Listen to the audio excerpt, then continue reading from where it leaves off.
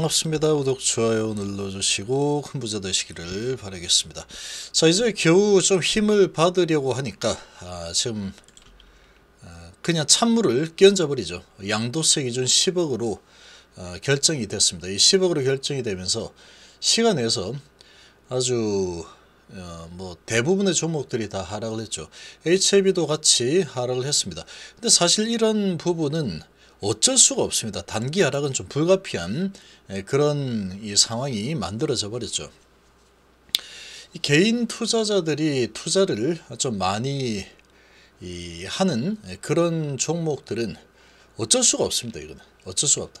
10억 양도세 내라고 하는데 이건 뭐 특히나 장기 투자를 하고 있는 이런 좀 돈이 많은 이런 개인 투자자들이 이 10억이라는 부분을 두고 하루만 팔았다가 다시 사면 되는 상황인데 이걸 누가 가져가겠습니까? 팔겠죠. 근데 이게 이제 문제가 뭐냐면은 외인하고 기관도 이거 다 내라 이렇게 하면은 뭐 모르겠지만 외인 기관은 그게 아니니까 이런 부분을 철저하게 이용을 해먹는 겁니다.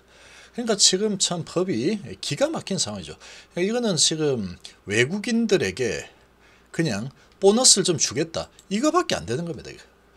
이게 제대로 이제 뭐 10억 이렇게 되어 있는데 이거 뭐 내는 사람 몇 명이 되겠습니까? 전부 다 팔았다가 기준인 날 팔았다가 다시 사들이는 그런 투자를 하겠죠.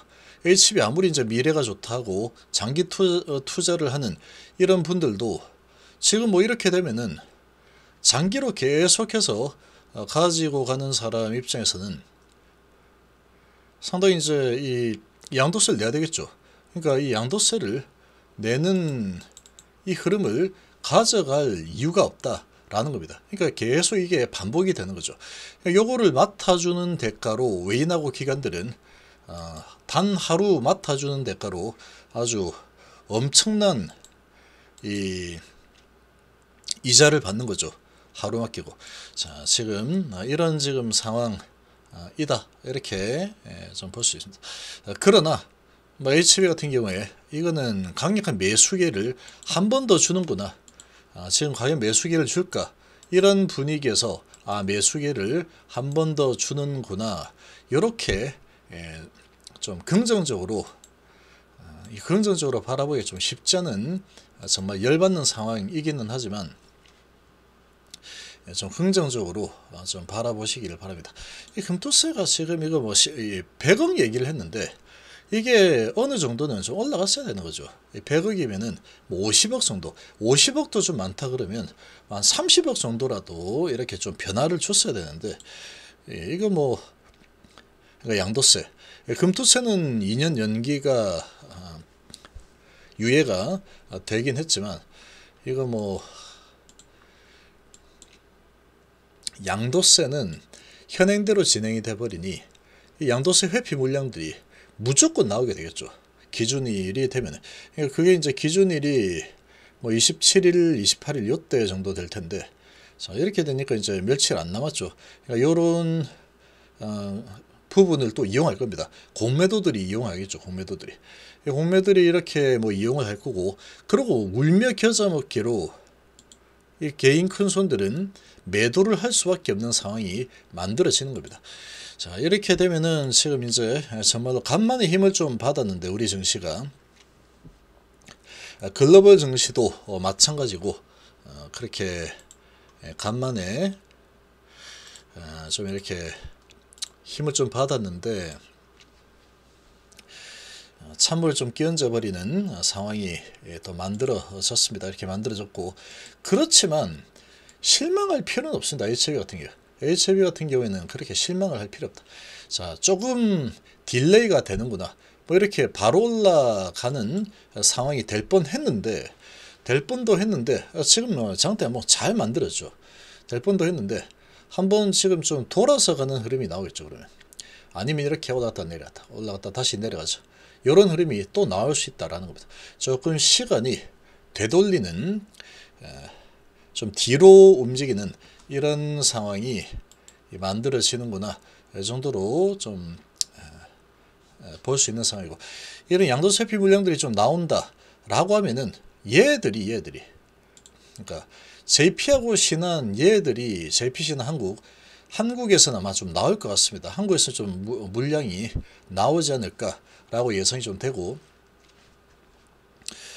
지금 이 JP하고 신한 얘들이 이런 선물을 나한테 준다고 그러고 이제 얘들이 매도를 해버리면 답이 없다는 거죠. 답이 없다는 것. 단기적으로 수급적인 측면에서 주가는 정말 많이 밑으로 이미 내려와 있죠. 이렇게 엄청나게 밑으로 많이 내려와 있는 상황인데, 그런 상황임에도 불구하고 양도세피 물량이 이제 나오는구나, 이게 웬 떡이야, 이렇게 되는 거죠. 공매도들 입장에서 보면은, 그리고 외인들의 입장에서 보면 이게 웬 떡이야가 되는 거죠. 이게 웬 떡이야. 자, 그렇게 좀 될 겁니다. 그러면 좀 하락이 좀 나오겠죠. 하락이 좀 나오는 흐름이 어쩔 수가 없다, 이렇게 좀 보십니다. 근데 이렇게 하락이 나오면 그거는 매수 기회로 활용을 하면 되는구나, 그렇게 생각합니다.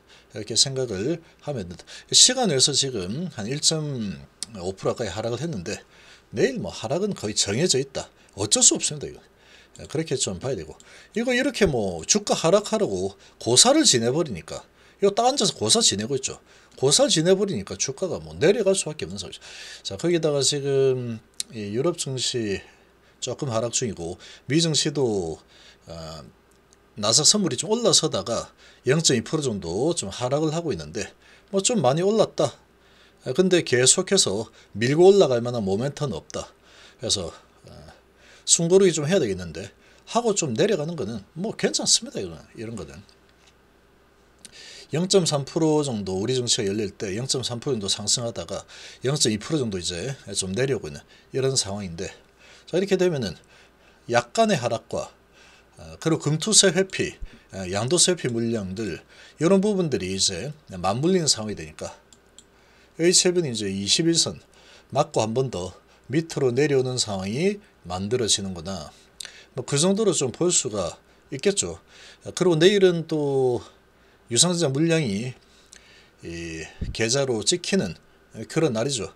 계좌로 찍힌 날인데, 이런 부분이 이제 팔아라고 고사를 지내주는 그런 결정이 나왔죠.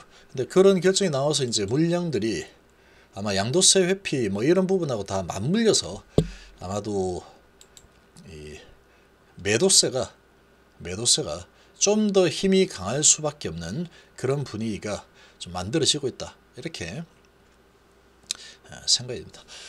정말 좀 아쉬운 상황이죠. 아쉬운 상황인데, 근데 뭐 이거는 뭐 괜찮습니다. 단기적인 부분이기 때문에 내일 이제 유증 이슈 마무리되고, 이거 마무리되면은 이제 유증 가지고 이러쿵 저러쿵 주가가 뭐 내려가네 올라가네 이런 부분은 이제 고민을 할 필요가 없는 상황이 되는 겁니다. 그래서 이제 악재 해소로 작용을 한다, 이렇게 보시면 되겠죠. 악재 해소로 작용한다라고 보시면 되고, 그리고 이제 26일, 27일 요때 이제 아무래도 이 양도세 회피 이런 부분을 목줄을 딱 잡고 주가를 안 올려주는 이런 움직임이 나올 가능성이 있습니다. 그러면 뭐 그런가 보다 하면 되죠. 그런가 보다 하고, 그래 2022년도는 이렇게 그냥 넘어가자, 그리고 2023년도에 한번 보자, 이렇게 좀 생각을 하시면 됩니다. 장기 투자를 하시는 분들 입장에서는 크게 달라질 건 없습니다. 달라질 건 없는데, 상당히 이제 너무나도 좀 안타깝죠. 그래서 좀 힘을 좀 얻으려고 하고 있는 상황인데, 여기에서 이제 찬물을 딱 끼얹어 버리는 이런 상황이 만들어졌기 때문에 상당히 좀 안타깝다, 그런 상황입니다. 그래서 아마도 그러면 이렇게 가겠죠. 시장 상황이 그렇게 돼 버렸기 때문에 여기에서 홀딩 강홀딩의 움직임이 좀 나오겠구나, 그 정도로 봅니다. 근데 이런 흐름이 나올 건데, 이제 여기에서 허를 찌르는 상승이 나오면 어떨까 라고도 생각할 수 있는데, 아마도 허를 찌르는 상승이 나오기는 어려울 겁니다. 워낙에 개인 투자자들 세력의 힘이 워낙에 강하기 때문에 양도세 회피 이슈가 있다 그러면 HLB 입장에서 보면은 이거 뭐 치고 올리려는 그런 에너지가 작동하기가 조금은 쉽지 않은 상황이다. 조금 쉬어가는 흐름이 나오겠구나. 그 정도로 생각하시고, 쉬어가는 흐름이 나오면 그냥 매수기거나 그냥 그렇게 편안하게 생각을 하는 게 가장 좋습니다. 어쩔 수가 없기 때문에.